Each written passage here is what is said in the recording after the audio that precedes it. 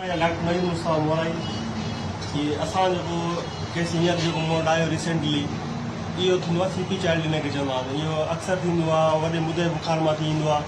पोइ ग़रीब माण्हू हूंदा आहिनि जेके अफोर्ड न हूंदा आहिनि, न कंदा आहिनि इलाजु, सही डॉक्टर न पहुचाईंदा आहिनि, पोइ उनखे ब्रेन ते मसइलो थी ईंदो आहे। उनजे करे पैरालाइज़ थी ईंदा आहिनि, वेही न सघंदा आहिनि, हली न सघंदा आहिनि।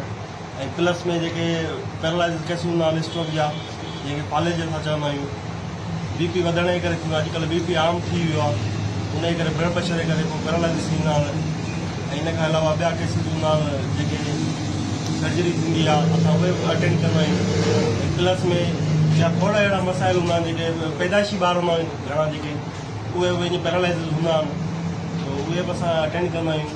अलहमदिल्ला जेको पुराणा जीअं अरक निसा जो सूरु थी वियो, शाइटिका चवंदा आहियूं उनखे, ऐं नी जॉइंट पेन थी वियो, ॿिया केसिस थी विया अहिड़ा, फ्रोज़न शोल्डर थी वियो, जीअं शुगर जा मरीज़ थी विया, उन अक्सर करे शोल्डर लॉक थी वेंदो आहे, उनखे फ्रोज़न शोल्डर चवंदा आहिनि। उन्हनि जी एक्सरसाइज थी। हिकिड़ा एजड केसिस हूंदा आहिनि जेके ओल्ड ऑफ एज हूंदा आहिनि, उन्हनि खे नीड हूंदी आहे हिन दौर में फिज़ोथेरापी।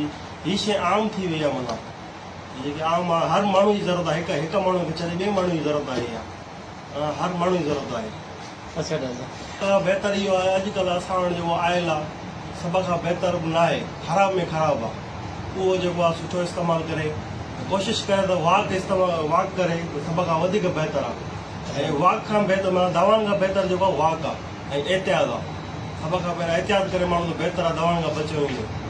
सो इहा ई आहे असांजी सजेस्ट आहे हर माण्हूअ खे, वॉक करे, आयल सुठो खाए पिए। इन सां छा थींदो आहे, आयल जे करे पोइ नसूं बंदि थी वेंदियूं आहिनि, पोइ काइडो प्रॉब्लम थींदा आहिनि, ॿिया प्रॉब्लम थींदा आहिनि, उन सां ई वधंदो आहे जेको घणेई शयूं। सही, महिरबानी, थैंक यू।